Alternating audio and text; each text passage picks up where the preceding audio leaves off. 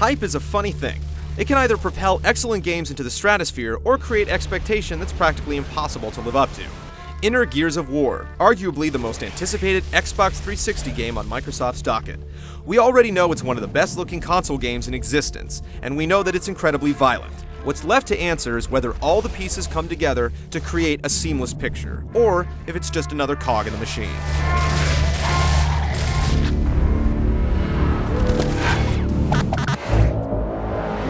Times are hard on the planet Sarah. Humanity has come under siege from an underground alien menace called the Locust, and losing the war means extinction. When the chips are down, the human coalition calls upon a traitor, Marcus Phoenix, to lead the charge. Shit. You plant your feet firmly in his boots for the duration of the game, as he and his squad mates attempt to give our species one last chance. What follows is a 36-hour trip through a post-apocalyptic urban wasteland, and eventually underground, where Phoenix and squad attempt to detonate a device that will wipe Sarah of the Locust Scourge from the inside out. This sci-fi setup has been done 100 times in 100 different ways, and Marcus and his motley crew aren't exactly the most charismatic group, making it difficult to build a bond with them. This is bullshit. But it's more than enough to tie together the vicious battles that permeate the game, and the muculent Locust give you plenty of motivation to win the fight. Let's do this. At first glance, Gears of War appears to be a shoot first, think second kind of game. It's not.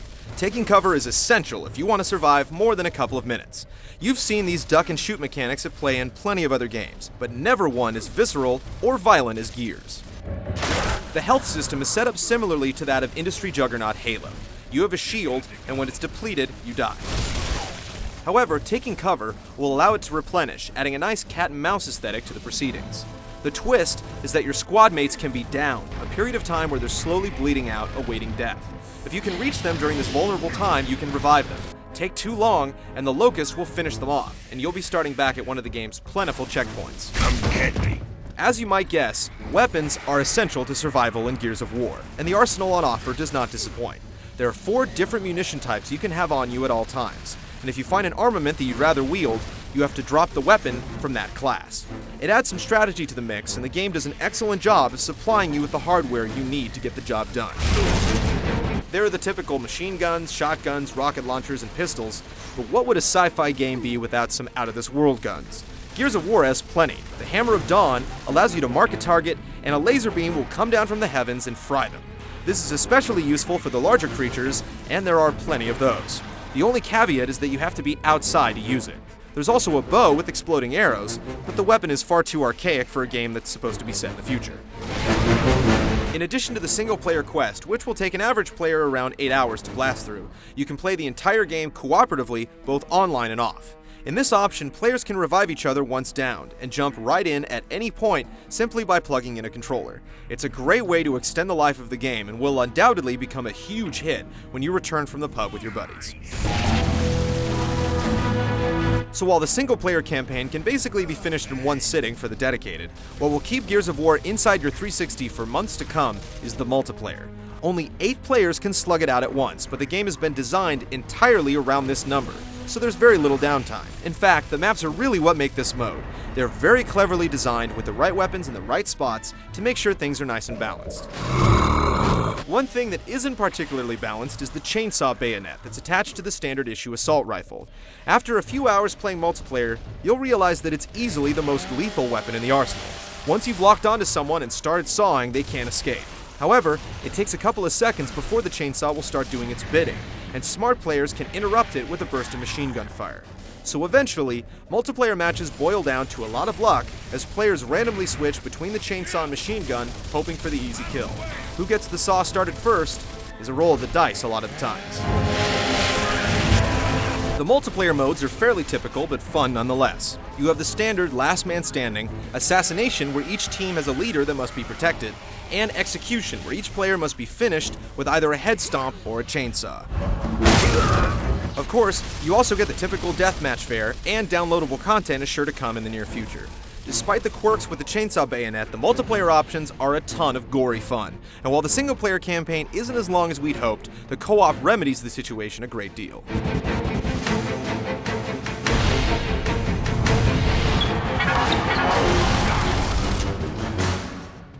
Since taking cover is such a huge part of the game, the way it works ultimately determines whether Gears of War is fun or frustrating. The A button will become your best friend as it controls every aspect of cover. Press it, and your character will slap his back against the wall and remain there until the button's pressed again. Once locked onto that wall, you can slide your character to the edge of what you're hiding behind. At this point, you can blind fire or hold the left trigger to peek around the corner and take some well-targeted over-the-shoulder shots. Moving from one cover spot to another is what really makes Gears of War different from other games of its ilk.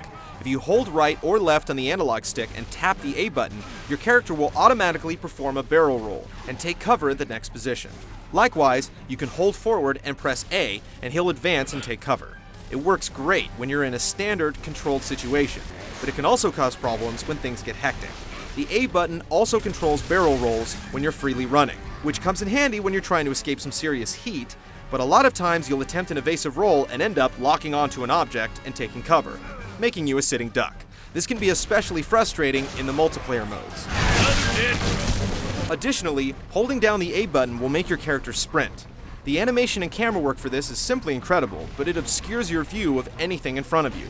Not only is it unrealistic, it can also result in your character becoming a pile of bones. While we appreciate the attempt to simplify things, so many actions on one button always causes some issues. When you're not hiding behind something, you have no aiming reticle whatsoever, and the weapons fire so erratically that they're basically worthless aside from the shotgun. It encourages players to follow the predetermined rules of the game and makes things incredibly frantic and unpredictable when you're out in the open. The reload system works a lot like a golf swing meter, allowing you to increase the damage of your weapons for a short time.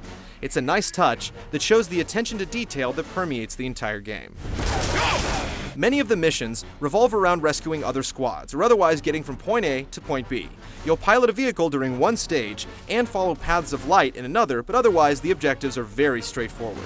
Gears of War is what we like to call a cattle chute, meaning it escorts you down a predetermined track, making it practically impossible to get lost, but also losing a little bit of freedom in the process.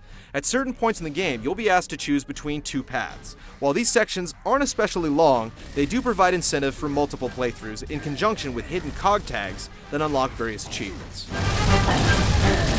No matter where you go, there are no load times whatsoever, as Gears seamlessly streams the exquisitely detailed environments. Grandiose, scripted events take place regularly, and tapping on the Y button at any time will center Marcus's attention on what's most important. There are also some extremely simple squad commands that you can issue, but they're only needed to get through the game's harder difficulty settings.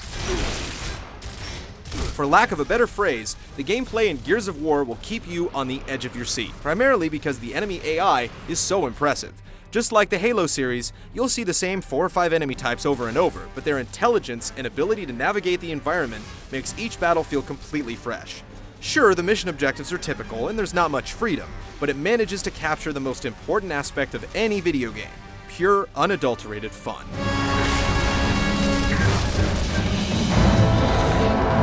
Gears of War is fairly short, and with no vehicles in the multiplayer, its overall longevity could become an issue without adequate post-launch support. But what is here is some of the best gaming to be had this year. The attention to detail from the heat waves that emanate from discharged weapons to the ultra-gory executions help it to ascend above the status quo. It borrows many ideas from other games, but manages to perfect almost all of them.